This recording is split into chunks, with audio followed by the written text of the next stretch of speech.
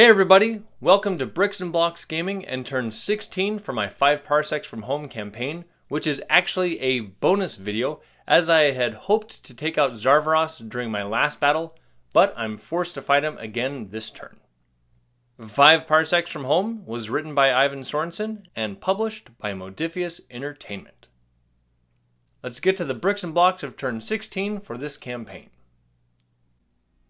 In their last battle, Gibbs' renegades were ambushed once again by the mercenary Zarveross, and the crew ended up separated and forced to flee the battlefield. Danik and Baffy were able to help the injured Beldara into the surrounding jungle, where they were able to temporarily elude their pursuers. And Rhett was able to sneak the badly wounded Dr. O to safety down some back alleyways, where they fortunately came across a local who was willing to take them in and provide medical aid. Though Rhett wanted to stay with his injured companion, and also get to know the lady who offered her assistance, he knew he needed to help his other crewmates. After gathering some supplies, the pilot left to get Charlie and Ugrok so they could locate their friends, who are now being tracked by a group of locals that are more interested in some extra money from Zarveross than they are with helping some people in need. Not knowing exactly where to look in the jungle, Rhett's group decides to follow the sounds of blaster fire to a small creek where their friends are pinned down. Too injured to lift her rattle gun, Beldara hands it over to Danik, and he and Baffy prepare to make a final stand, not knowing if reinforcements are going to arrive in time to save them. Gibbs' renegades have 3 patrons here on Daburu, as well as 1 unknown rival. They have 13 credits, 2 story points, and 3 rumors.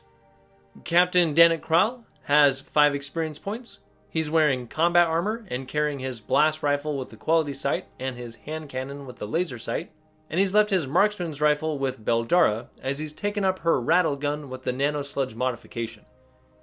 Baffy has 2 experience points left over after purchasing a point of luck last turn, and he's carrying his auto rifle with the tracker sight, a shell gun, a blade, a screen generator, an insta-wall, and he's wearing stealth gear. Rhett's auto rifle and machine pistol were left in test at the docking station last turn, so he's carrying the Klingfire pistol he recently fixed and has taken up the plasma rifle that Dr. O fixed. He also has his grapple launcher and screen generator. He's wearing stealth gear and has an AI companion implant. He has 1 experience point after increasing his reactions to 4. Charlie is equipped with his glare sword, combat armor, and rattle gun, which has been modified with a stabilizer to ignore its heavy trait. Ugrok is wearing combat armor and carrying an auto rifle, his shatter axe, and is equipped with a sonic emitter and a concealed blade. He also has his neural optimizer that prevents him from being stunned. He still has 1 experience point since he wasn't in the last battle. However, he is looking for some revenge on Zarveross after falling to him in a brawl back on turn 11. Dr. O was badly injured last turn, and he's having his wounds mended at this time. And the injured Beldara has tried to hide herself amongst the rocks and foliage of the jungle, and has placed her faith in her crewmates, that they'll survive and get her the medical attention she needs. An event a couple turns ago prevented me from traveling until this turn, but narratively I'm saying that the port where Tess is docked has been overrun by Zarveross's men, so my team's kind of stuck here on Daburu this turn, so we'll go to Upkeep. Normally I'd have to pay 2 credits because I have 7 members in my crew. However, the members in sickbay don't count towards my upkeep cost, and I have 2 members there right now, so I pay 1 credit there. And then I'm allowed to pay 4 credits to remove a campaign turn from someone's recovery time. Dr. O is sitting at 4 turns in sickbay, so I'll go ahead and pay 4 credits to bring him down to 3 turns. And then at this point, I can subtract another turn from anybody that's in sickbay, so Dr. O will be sitting at 2 turns in sickbay, and Beldara is now out of sickbay. However, she's not allowed to do any crew tasks this turn. And for my crew tasks, since Charlie was just kind of hanging out guarding the crew's hyperdrive unit, while he was there, I'll say he was doing some repair work. I have an infantry laser I got back on turn 11, so he's got +2 savvy and +1 for the repair bot. for a total of 8, needing a 6, so that is repaired. Next, we'll do some trading. While Ugrok was hanging out at the bar last turn, we'll say he did some trading. Rhett ran off a different direction from the battlefield, so he was able to trade with somebody in the back alleys, and then my crew gets 1 bonus trade action each round due to a ship upgrade. Ugrok gets an 81, Rhett gets 22, and my bonus 26. So it looks like Ugrok challenged somebody to some sort of physical contest and won, and he gets a roll on the gear table.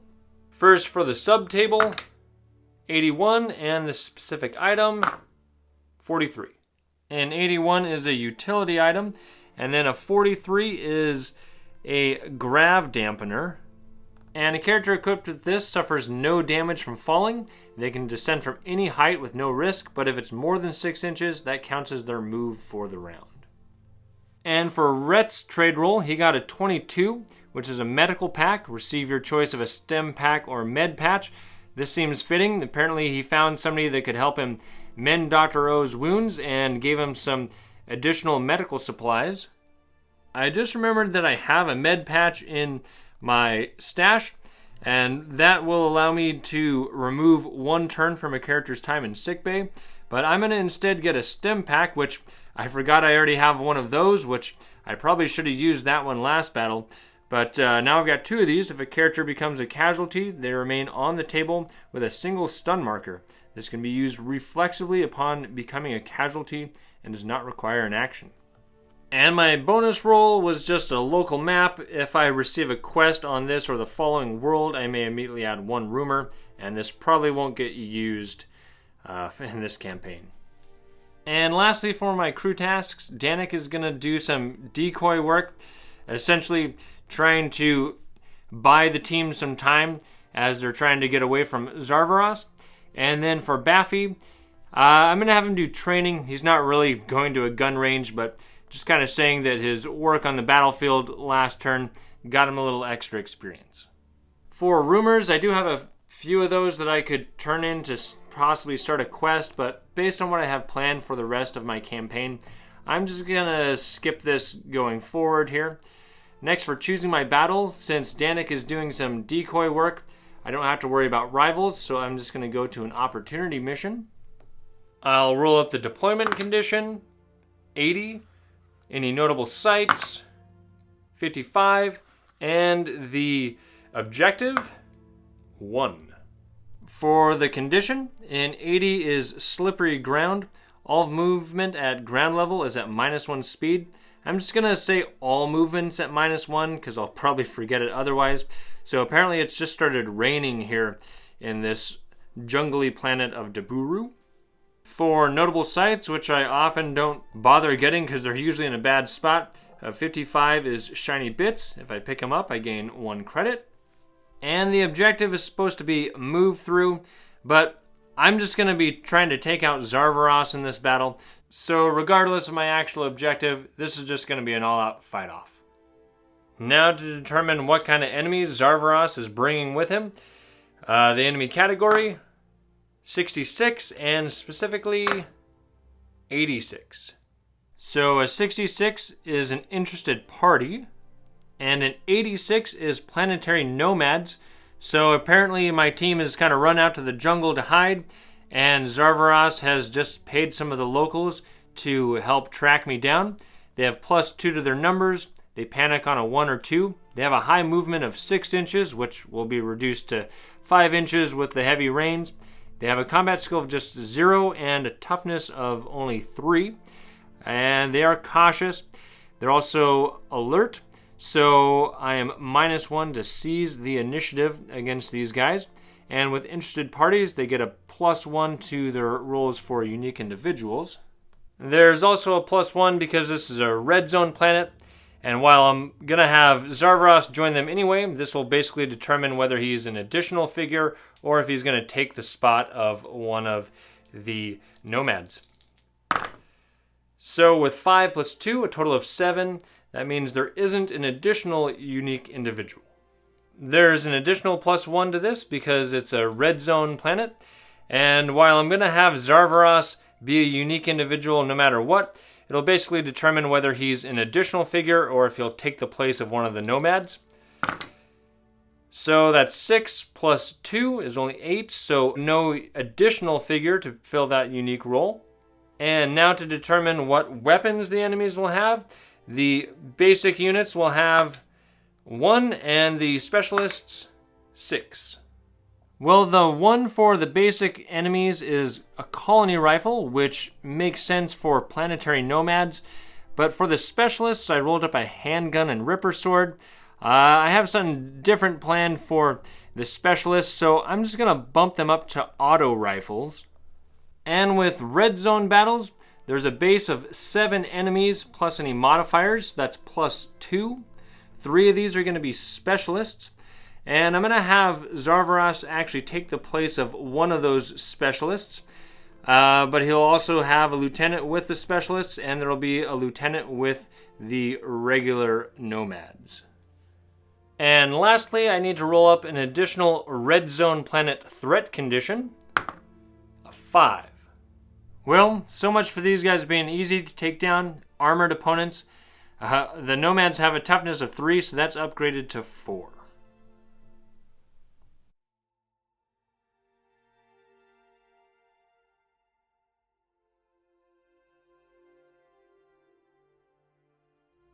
Having rolled up some planetary nomads with colony rifles, I figured this would be a great time to use my cowboy Legos from 1996.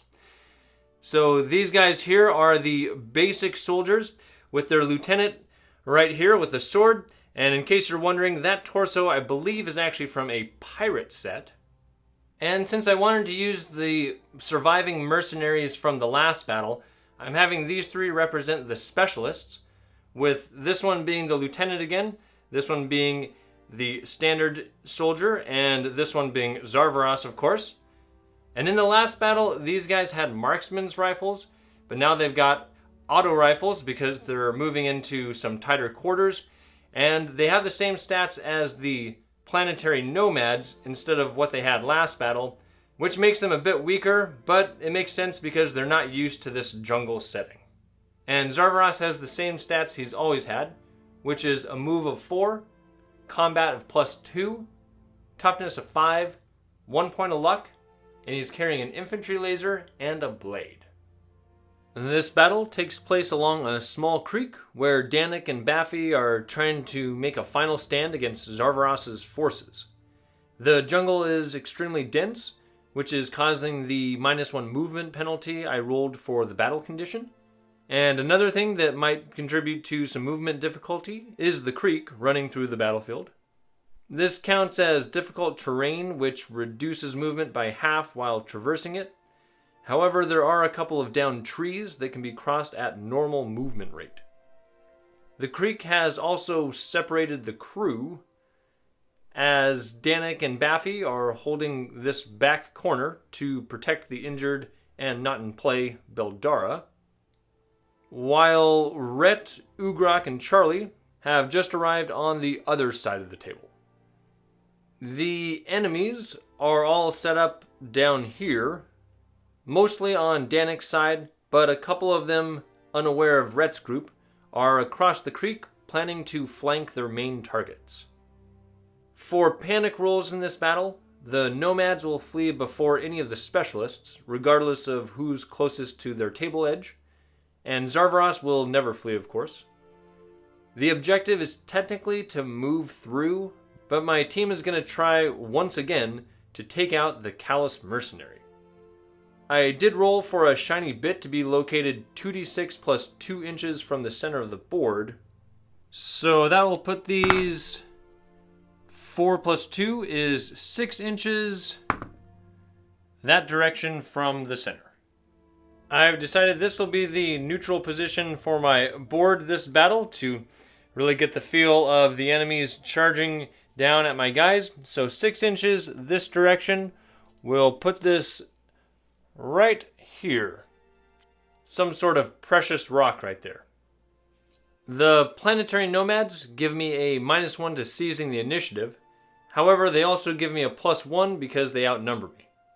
I'm saying my scanner bots are on Tess, which is still back at the docking bay, so they won't add anything. So it's just Ret Savvy of +2 that I get to add to this roll. Needing a 10, and with just a 7, I do not seize the initiative. I'll go ahead and roll up reactions for the first round, and I can use the 2, 3, and 4. Well, it seems fitting to give those to the reinforcements, so I can give the 4 to Rhett, the 3 to Charlie, and the 2 to Ugrok. I'll do some movements, and a reminder that everyone's speed is reduced by 1 in this battle. So Ugrok is reduced to 5 inches, but he can move 2 more inches on a dash, so he'll come right up here. Rhett is reduced to 4, so on a dash he can move 6 inches right to here. And then Charlie, he has a move of 4, so his is reduced to 3, and he's got +2 for a dash, so he can move right up to there. We'll move now to the enemy phase, and the planetary nomads normally have a speed of 6, which is reduced to 5, or 7 total on a dash. So here in the middle of the board, a couple of these guys are going to start moving up the battlefield. Zarveross has a move of just 4, which is reduced to 3, so he can only go 5 inches on a dash. He'll take some cover behind this rock outcropping. Moving to this corner, this specialist can go 7 inches right up over here. And then these two in the middle, they'll just charge up this way. We'll have one come up here. And actually, let's have one take the high ground. He can go a total of 7 inches, which will put him... he'll kind of take cover behind this tree here. And then to the other corner, this specialist is going to move and dash 7 inches right up here into some cover. And this one here is going to kind of come around this rock over to here to take cover behind this. And with the enemy advancing, we'll now go to the back corner to Danik and Baffy. And these two want to draw the gunfire away from Beldara, so they're both just going to advance up the board a bit. Baffy has a move of 7, so he can actually go a total of 8 with the reduced movement on a dash, so he'll come right up over here. Danik has a move of 6, reduced to 5, so on 7, he's going to move right up over here. And with no action happening yet, we'll move on to the next round. Reaction rolls. I can use the 1, the 2s, and the 3. And my team's just going to play it safe and give their 1 to Rhett, their 2s to Charlie and Baffy, and their 3 to Danik, and they're all just going to go into snapfire mode. And we'll go right to the enemy phase. These guys are cautious, so they also want to try to stay in cover. This guy's just going to kind of move up over here, not going his full dashing so that he can stay in cover. This one here is just going to move up behind this bush so that he can get closer with his colony rifle. The specialist right here is just going to move and dash 7 inches up here. For these two in the middle, they're both going to kind of move up a little bit. This one's just going to move right up over here, kind of staying behind this wall. This other one, as he moves, he can see Charlie over here, and Charlie can see him, but Charlie is out of range for his rattle gun to hit him. So he's going to move and dash over here, so he stays out of view of Charlie. And he also yells to his boss that there's somebody over there. So we'll go to Zarveross, who's just going to move 3 inches over here. And from right there, he can see down here to Charlie, and that is within the 30-inch range of the infantry laser. There's enough terrain in the way to give Charlie cover, so Zarveross needs a 6 with a +2 combat. That does hit. Charlie has a toughness of 5, so he just takes a stun. So Charlie's pushed back an inch, and that'll put him kind of right on this edge, so I'll go ahead and drop him down below this and give him a stun. To finish off the enemy phase, we'll go to the front of the board. They'll have this specialist lieutenant charge through here, dashing 7 inches right up here to cover. This one here wants to go this way, but he doesn't really have good cover that way, so he'll come and follow this lieutenant over here. And then this one hanging out behind this tree is just going to move, kind of a half move, tucking up in there into some cover. And then coming back around here to the reinforcements, Ugrok is going to move this way. He can move and dash 7 inches right here to some cover. And since nobody did any snap firing, Charlie's going to move 3 inches over here. This rock outcropping over here will actually protect him from Zarveross's view. That takes away his stun. And then Rhett is going to move 3 inches or 4 inches or so right into there. And from there, we'll continue around the back side of the board over here to Baffy and Danik. And Baffy's going to start out by moving right over here. And from right there, he can see the lieutenant down here. There is some intervening terrain, so he'll have cover. And that lieutenant is actually within the 18-inch range of Baffy's shell gun, so he's going to fire that instead. The blast spot has a wide open view to the lieutenant, so this hits on a 4+. That hits against the lieutenant's toughness of 4. That takes him down.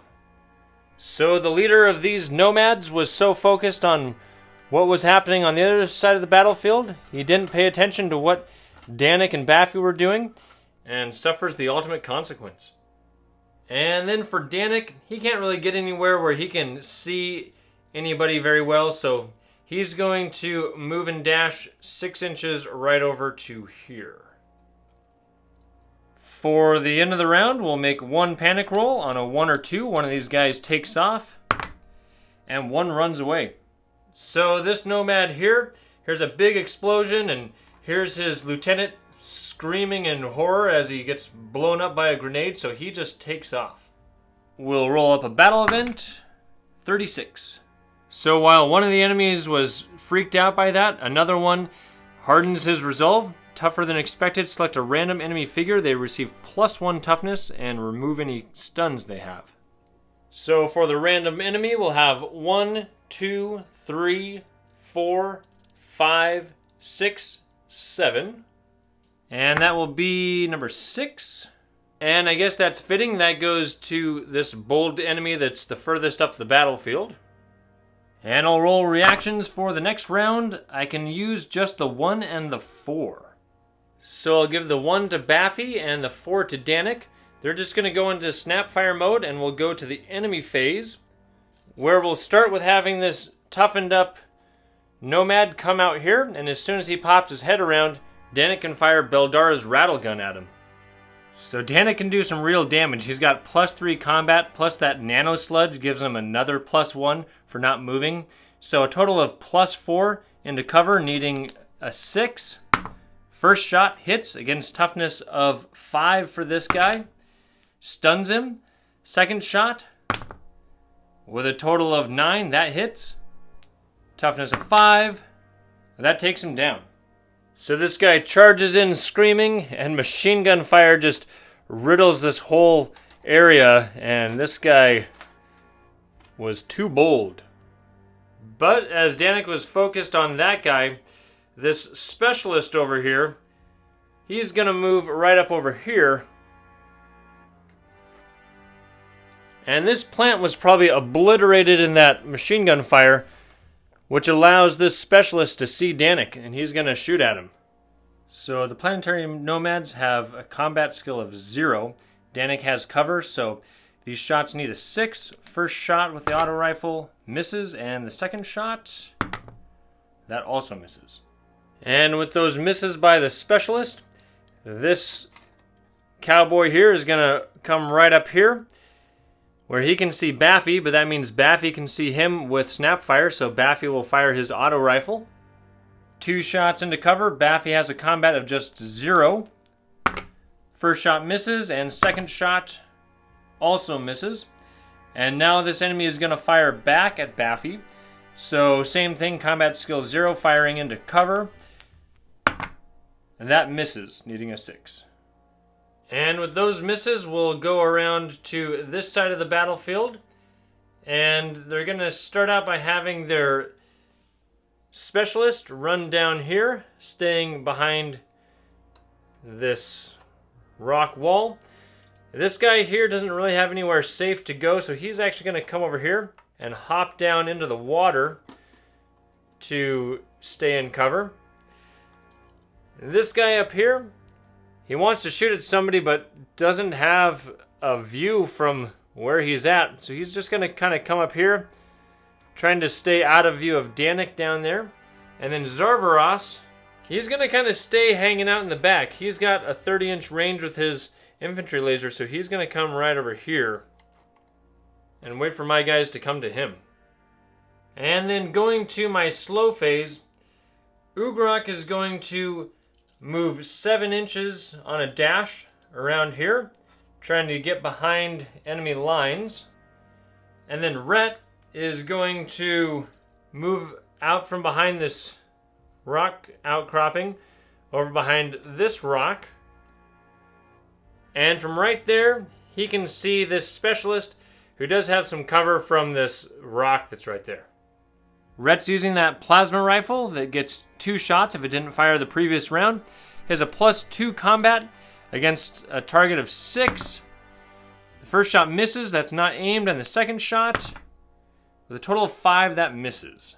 And then Charlie, who can only move 5 inches on a dash, is just going to do that and come right over here. And I think that was a pretty solid round. We took out that one toughened up enemy. And with these enemies only having a combat skill of 0, I've got the feeling they're not going to pose too much of a threat, but we'll see what happens on the next round. First, I'll make a panic roll. Another enemy will flee on a 1 or a 2, but nobody's taken off this round. I'll go ahead and roll up my reactions, and I can use everything there. So I'll give my 3s to Danik, Rhett, and Charlie, and my 1s to Baffy and Ugrok. And we'll start with having Baffy move. With the reduced movement, he can still move 6 inches. So he's just going to come around here. And from right there, he's got a clear line of sight at this nomad. That's a clear shot with his auto rifle, needing a 5 to hit with no combat bonus. First shot misses, and the second shot, that one hits. Against the toughness of 4, he takes him down. So I don't think these nomads knew what they were getting into when they decided to start working with Zarveross. And another one of these guys goes down. And then moving over a little bit from there, we'll have Danik go. He's just going to hop right up here on this ledge. And from there, he can see this guy up here on this ledge, and he'll fire the rattle gun. He moved, so the nano sludge is canceled out by the heaviness, but he still has a +3 combat. First shot, needing a 5, that hits. Against toughness of 4, and only one of the 3 shots was needed. So Danik just hops up there, starts firing, and takes down another one. And then coming back around to the other side of the table, we'll have Rhett go next.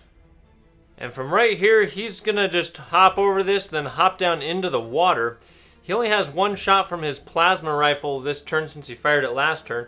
So instead, he's going to pull out his cling fire pistol with its range of 9 inches and fire that at this lieutenant. I'll give this enemy the benefit of the doubt and say that some of the ground around there blocks Rhett's view a little bit. So he needs a 6. He has a +2 combat. He gets 2 shots with this. First one, that's a hit. And this weapon deals +1 damage against toughness of 4. That's a stun. And the second shot, that's only a 4, so that misses. And I'd almost forgotten that weapon has the burn trait, which causes non-robot targets that survive to move a full move in a random direction. So he is going to move that direction. So that's supposed to be a full movement this way, which he would hit this wall and essentially not move. But that seems kind of silly when he's got a creek right next to him and he's on fire. So instead, I'm going to say he just jumps into the water to put out the fire, and he gets 1 stun. And next we'll go to Charlie back here. He's just going to move his 3 inches right around to here. And from there, he can just barely see this guy down in the water, and he'll fire his rattle gun. Again, this is in cover. He's got a +2 combat. First shot, misses with a 5. Second shot, hits against toughness of 4. That's a second stun. And the third shot, that misses with a 4. So that hit pushes him 1 inch this way and increases his stuns to 2. And lastly, we've got Ugrok, who's hanging out barely on screen here. He can move 5 inches this direction. It will kind of put him out in the open a bit, but he is aggressive and he wants to get into some of this action, and he will fire his auto rifle at this guy. He has a combat of +1, needing a 6 to hit in cover. First shot, that one hits against toughness of 4. That's a stun for that guy. And the second shot, also a hit, and another stun. So this guy would get pushed 2 inches, but he can't get pushed up this hill. So he would have 2 stuns, but I'll go to the enemy phase, and he's going to go ahead and fire back at Ugrok, wide open, and he's got just 1 stun. It's wide open, so he needs a 5 to hit with a +0 combat, and that misses. And continuing with the action in this creek, this lieutenant is going to go down to 1 stun, and he is going to fire his auto rifle at Rhett, who's in cover. He has a +1, needing a 6 to hit. First shot, that one misses. He was stunned, so I usually say they can't aim when they're stunned. Second shot, that one also misses. And then moving around to the other side of the board, their other specialist here, he can move 7 inches on a dash. So he's just going to move right up here because he can't really get into a position to see anybody. And then Zarveross over here, from where he is, he can see Ugrok down here. There is some intervening terrain, so we'll give Ugrok cover. Zarveross has 1 shot. He's got a +2 combat, so he needs a 6. And with only a 5, he misses. And with all those misses from Zarveross and his team, as well as my guys taking out 2 of their members and stunning a couple of their guys, I would say this has been a pretty good round, and we'll go ahead and make some panic rolls. And with 2 casualties this round, we'll make 2 rolls. On a 1 or 2, someone flees, but everyone's sticking around. And since it's the end of round 4, I'll roll up a battle event. 4. Well, even though this will make the battle harder, I like this for thematic reasons. The renewed efforts, the enemy is making a concerted effort to push you back for the rest of the battle. After all enemy figures have acted, select a random figure that may immediately take a second move and a second combat action. So Zarveross really wants to take out my team, and he and his remaining forces are going to do whatever it takes to try to do that. Oh, we'll go ahead and roll up reactions for the next round. I can use the 1, 2, and 3. So I'll give my 1 to Ugrok, my 2 to Charlie, and my 3 to Rhett. And we'll start with having Charlie just move 3 inches right up here, and he'll take a shot at this lieutenant with his rattle gun. Firing into cover, he needs a 6 with his +2 combat. First shot, that hits with a 6 against toughness of 4. He goes down. So their lieutenant goes down, and then Rhett is going to move a few inches up here behind this rock, and he's going to fire his plasma rifle down here. He fired his Clingfire pistol last turn, so his plasma rifle is recharged to 2 shots this round. And that's firing into cover, so he needs a 6 with his +2. First shot, misses, not aimed, and the second shot, that one hits with a 6. +1 damage against the toughness of 4. Just gives him a second stun. So that pushes this guy back an inch and gives him a second stun. And then Ugrok wants to just charge into a brawl, but he can't quite reach on a 5-inch movement. In my stash, I've got some consumable combat serums, And a character that uses these gain +2 speed and +2 reaction for the rest of the battle. And consumables can be used as a free action. So increasing his speed to 8, which is reduced to 7 with the battle condition. He's able to run 7 inches up here. Gonna hop off this tree and lunge at this guy with his Shatter Axe. Ugrok gets 2 dice when he's in a brawl. He has a +1 combat, but since that enemy has 2 stuns, he gains an additional +2, so he's sitting at +3, and the enemy is sitting at +0. And with a 6, that scores 2 hits. When the enemy rolls a 1, that scores another hit against them. So a total of 3 hits with +3 damage to this. I think this guy is very dead. And even with 1s, all 3 of those dice beat the enemy's toughness of 4. So Ugrok runs over here and just completely eviscerates this guy. And then we'll go to what's left of the enemies for the enemy phase. And to start out the enemy phase, I'm going to go to this mercenary over here. He's actually going to climb up this rock thing to right here. And he can see Danik down here over this rock, so Danik will have cover. Firing his auto rifle, he's got 2 shots, but he needs a 6 on both of these. No combat bonus. First shot misses, not aimed, and their second shot, that one also misses. And then we'll come back around the front to Zarveross. And he wants to try to take out Ugrok, who's charging at him. But he needs to adjust his position here a little bit. So he is going to come over here. He can move 3 inches on a regular move. And he's going to fire his infantry laser. This is wide open, so he only needs a 5 with a +2 to hit. That hits against Ugrok's toughness of 5. That would be a stun, but Ugrok cannot be stunned with his neural optimizer. He can still be pushed back an inch. There's not a whole lot of room for him to get moved, but he'll just go to right there. And next, I'm going to go around to the back side of the board. I'm going to start with Danik. And because this enemy over here has the high ground, I'm saying Danik can't really see him well from there, so he's going to move into a better position and fire Beldara's rattle gun. 3 shots into cover. He moved, so the nano sludge is counteracted by the heaviness, so he has a +3 to this, needing a 6. First shot misses. Second shot, that one hits against the toughness of 4. He's stunned, and the third shot, that one misses.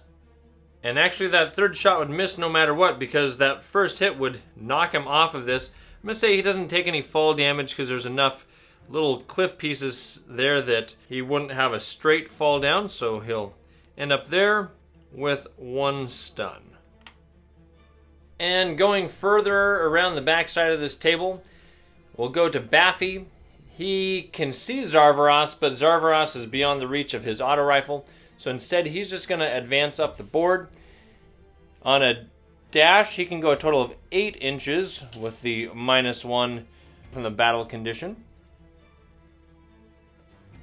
And from the battle event I rolled at the start of this round, one of these enemies gets to make an additional action after my slow phase. It's supposed to be randomized, but I'm just going to have Zarveross take advantage of that because it seems fitting since he's their leader. And since he's kind of out in the open right now, he wants to take cover, and he also wants to take advantage of his infantry laser's bonus when he's within 6 inches. So he's going to move over here. So he's kind of out of view of some of the other crew members, and he's going to fire at Ugrok. This is wide open. He needs a 5 to hit. He has a +3 due to the snapshot ability of this laser. Only shot, and that misses with a 1. So he moved forward, so it'd be easier for him to hit his target, but he wasn't aiming, and he missed. So we'll go to the next round. But first I need to make panic rolls. The crew took out 2 enemies in that river, so on 1s or 2s, we're going to have a fleeing enemy. And we have one.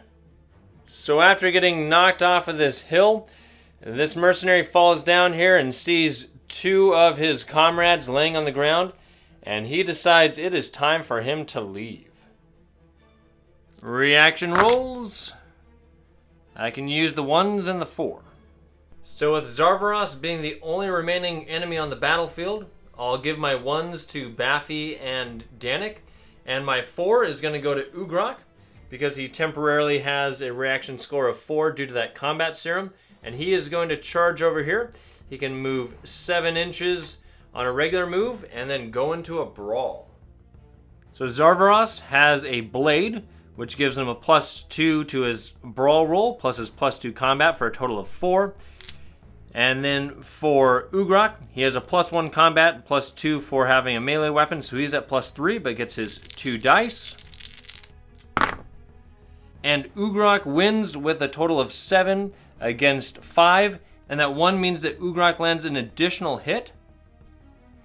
Zarveross has a toughness of 5, but these both deal +3 damage. And with a 5 on this one, that is enough to hit Zarveross. But Zarveross still has his point of luck, so he's going to end up moving 2 inches that direction. So he gets pushed back 2 inches this direction. And while he doesn't take the stun from the hit that caused him to use his luck point, he takes 1 stun from the other hit. And then we're going to go down to Baffy down here. He can move 6 inches, which will allow him to get right over to here. And from there, he can see Zarveross down here wide open. He'll fire 2 shots from his auto rifle. +0 combat means he'll need a 5. First shot, that one hits against the toughness of 5. Gives him a second stun, and the next hit, that one also hits. That's a 3rd stun. And I'm going to actually break the rules here a little bit, because you're supposed to be out when you take a 3rd stun, but we can't have Zarveross getting defeated that way. So instead, he's going to get pushed over here. He's going to sit at 3 stuns, and he's going to go ahead and fire his infantry laser again at Ugrok. And activating will reduce him down to 2 stuns. +3 to hit on this from this distance. Not aiming because he's stunned. And with a 5 that hits, Ugrok's toughness is 5, and he can't be stunned. That neural optimizer is pretty awesome. Ugrok does get shoved back an inch, and we'll go to the slow phase. And I suppose I forgot to move Danik down here during the quick phase. He's going to dash 7 inches right over to here. And now going to the other side of the table, we'll have Rhett and Charlie both activate. And they're both going to kind of run along this side here. Rhett can go 6 inches on a dash with the reduced speed. And then coming around here to Charlie, he can move just 5 inches, which will put him right here. And then around to the front, Zarveross gets an extra action due to that previous battle event, so he is going to fire his infantry laser again, trying to finally take out Ugrok. He goes down to 1 stun, but he is still stunned, so he can't aim. He's got a +3 from this range, needing a 5. And that hits against Ugrok's toughness of 5. That gets past his toughness. He has an armor save of 5 or 6. That gets past his armor as well. But he does have a point of luck. So he is going to end up moving 1 inch that direction.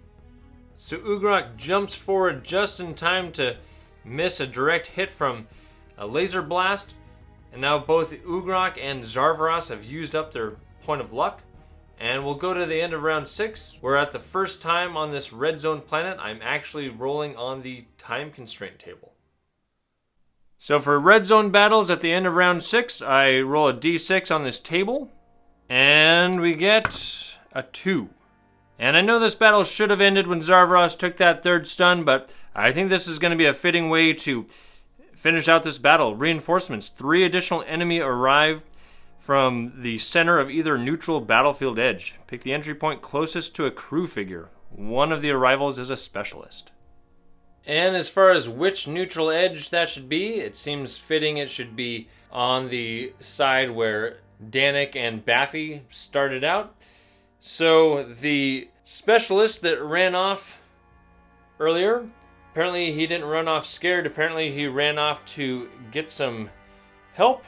And he and 2 more planetary nomads have just shown up down here, kind of behind this wall. That's not good, but we'll go ahead and roll up reactions for the next round. And I can use the 1, 2, 3, and 4. Well, I'll give the 4 to Rhett, the 3 to Ugrok, the 2 to Baffy down there, and then the 1 to Danik over here. And I'll start with Danik. He hears some noise around here, so he kind of comes over to see what it is, and sees these guys and just reflexively unloads the rattle gun. The first shot will be at one of the planetary nomads who has cover, but Danik has a +3 combat, needing a 6. The first shot hits against toughness of 4. That guy goes down. And with that guy out of the way, Danik can now fire at the specialist with the second shot. Same thing. Actually, this one's wide open, so he needs just a 5. He misses, and he did move, so he can't aim. He's going to fire his third shot at that guy. Hits with that 6, +3. And then against the toughness of 4, stuns the specialist. So this mercenary convinces these guys they're going to have the drop on Danik and his crew. But that's not the case. This guy goes down, and the mercenary gets a stun. But that does leave Danik right out in the open. From there, we'll go to Baffy, and he hears the rattle gun start firing, and he knows his friend and captain might need his help. So he is going to move and dash a total of 8 inches, even with the reduced movement, over to here to try to get into a position for next round. And then at the front of the board, Ugrok is going to charge 5 inches into a brawl and try to finally end Zarveross's life. Zarveross has a total of +4 with his combat and melee weapon, and Ugrok also has a 4 with his combat, melee weapon, and the +1 bonus from Zarveross being stunned. And with that, Ugrok wins and lands 2 hits with a 6. Those will go against Zarveross's toughness of 5 with +3 damage. And one of those is enough to take him down. The last time these two met on the battlefield, Zarveross was victorious in taking down Ugrok. But Ugrok has had time to hone his skills, and he has taken down this callous mercenary once and for all. However, the crew isn't out of the woods yet, as there's still a few enemies over here trying to get to Danik. So we'll go ahead and go to the enemy phase. And they'll start out with having their specialist activate. He'll lose his stun marker, and with his 1 action, he'll take 2 unaimed shots with his auto rifle at Danik. Danik has no cover from here, but the enemy has a +0 combat, so needing a 5. The first shot hits against Danik's toughness of 5. He takes a stun, and the second shot, that one also hits against Danik's toughness of 5. That one gets past his toughness. His armor of 5 or 6 gets past that as well. So he's going to end up using his point of luck and move 5 inches that direction. And that direction, based on where the table started out at, would put him just right into the wall. So I'm going to make this practical, and he's going to jump back here to some cover. Danik does take 1 point of stun from that first hit, and then we'll go over to this planetary nomad.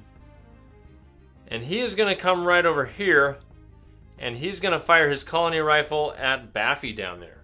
And this is shooting into cover, so he needs a 6, and that misses.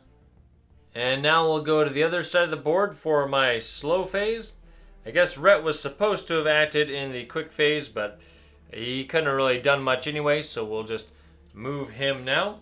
He can move 6 inches on a dash with the reduced speed, so he's going to run out here And that would kind of put him on the log, so I'll just kind of put him just past the log. And then for Charlie, he can only go 5 inches, which will just kind of put him right around here on his dash. For the bonus action that the enemies get at the end of the round, since Zarveross is dead, I will go ahead and roll randomly. We'll go odd and even. And that goes to the planetary nomad. And from where he is, he's just going to take another shot at Baffy. And this time it will be aimed. He needs a 6. That does hit. Baffy has a toughness of only 3. That gets past his toughness. He has a screen generator though. On a 5 or 6, he saves. He doesn't. But fortunately, he has a point of luck also that he just got before this battle. So he ends up moving 4 inches that direction. And instead of leaping for cover, Baffy thinks that his friend Danik might be down, so he's just going to charge out here to try to get to Danik as quickly as possible. Runs right out in the open with that luck point. In that round, Zarveross and one of the planetary nomads went down, so we'll roll up 2 panic rolls. And on 2, one of them runs off. So this planetary nomad here had a pretty good shot against Baffy, and Baffy wasn't phased at all and just charged at him.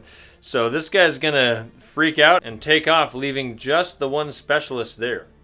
I'll roll up reactions for the next round. I can use the 3 and the 4s. Well, Danik can't really do anything this round because he's got that stun, so I'll give my 3 to Baffy, who's just gonna go into Snapfire mode. And then my 4s will go to Rhett and to Ugrok. And Ugrok is going to charge 7 inches on a dash this direction, trying to get into some more action. And then Rhett, who's more concerned with adventure than combat, he is going to run 6 inches over here on his dash, over to this shiny bit. And for going any further actions he has, which are none, he can pick that up, which is worth 1 credit. Now we'll go to the enemy phase. This mercenary wants to go after Danik, but can't get close enough to him to shoot at him. So instead, he's just going to pop around here to shoot at Baffy. And when he does, Baffy's Snapfire activates. 2 shots with his auto rifle, firing into cover. He needs a 6. First shot misses. I guess that would be aimed. So reshooting. That misses, and the second shot unfortunately misses as well. And from there, I guess we'll go to the mercenary's turn. He's going to fire his auto rifle back at Baffy. He also has 2 shots, but this is wide, right out in the open, so he only needs 5s. First shot, that one hits against Baffy's toughness of 3. That gets past his toughness. His armor save of 5 or 6 with his screen generator. Baffy goes down. So Baffy, the loyal friend, running out to save Danik, is too careless and ends up taking a bullet. For my slow phase, Danik will stay where he is, which will get rid of his stun. And then Charlie, way back here, is just going to dash 5 inches across this log to there. This mercenary does get to take advantage of that bonus action at the end of the round, so he's just going to come right over here into some cover. And we'll roll up just 4 reaction dice this round. I can use the 2, 3, and 4. Well, I'll give Danik the 4, and I'm just going to have everyone else act in the slow phase if needed. And Danik's just going to run right over here and fire the rattle gun at this guy. This is shooting into cover, so he needs a 6. He's got a +3 to this. First shot. Misses, that's not aimed. Second shot. That one also misses. And the third shot. That one misses. He's burning through a story point to re-roll that. He needs to take him down. He barely hits there with a 6. Against a toughness of 4. Finally, we take that guy down. And Danik, hearing his friend scream in pain, comes out and just takes this guy out. And the team has successfully taken out Zarveross and held the battlefield but will it come at the cost of Baffy?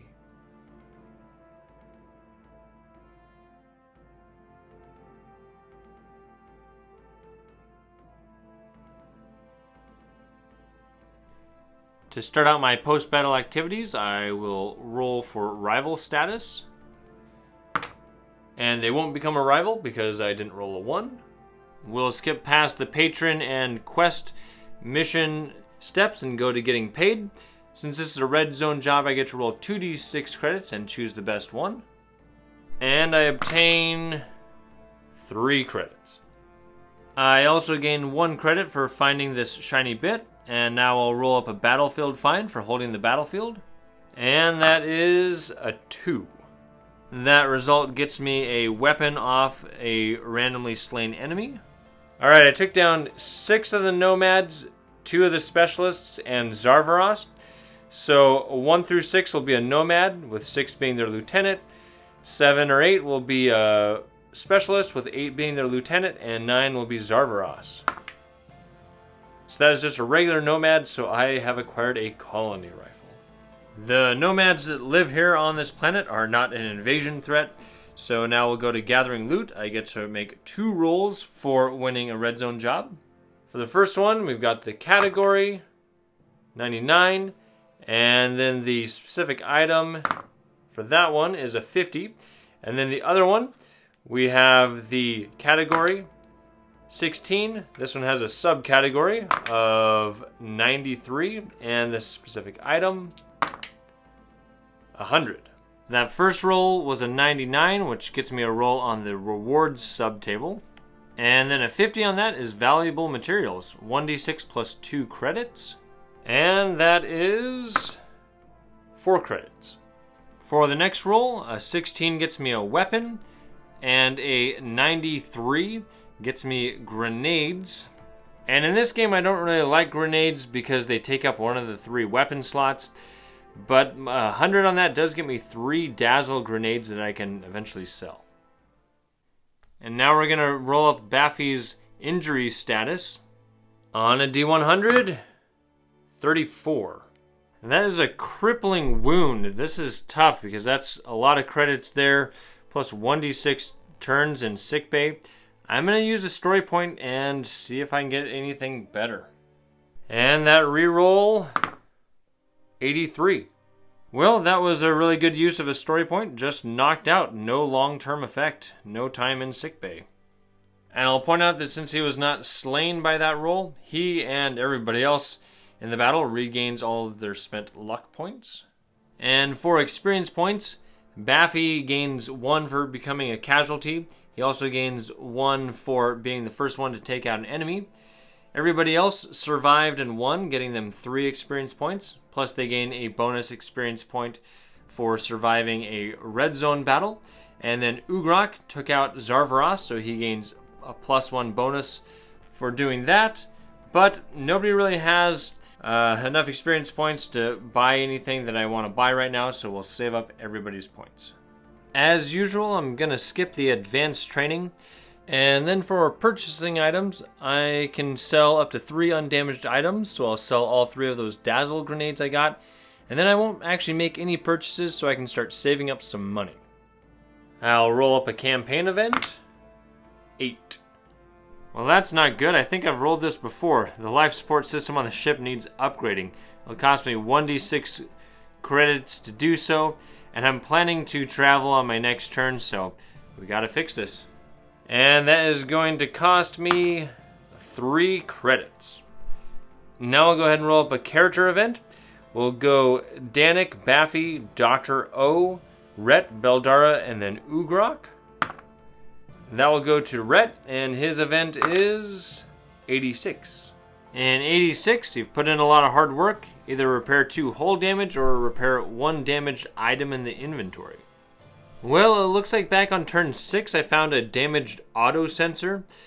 So I guess I'll repair this. It's a utility device. If an enemy begins or ends within 4 inches in line of sight of the character, you may immediately fire 1 shot from any pistol. Shot is resolved even if the enemy is in contact with the character and hits only on a natural 6. My campaign is nearing its end, and as such I have a 2-turn finale planned. My crew is all out of story points, so the danger level will be rising as Gibbs renegades try to finally take out Talfo Yaris and his gang. So be sure to subscribe so you won't miss the last 2 videos when they start releasing in a few weeks. I'm Alan with Bricks and Blocks Gaming. Thanks for watching and play well.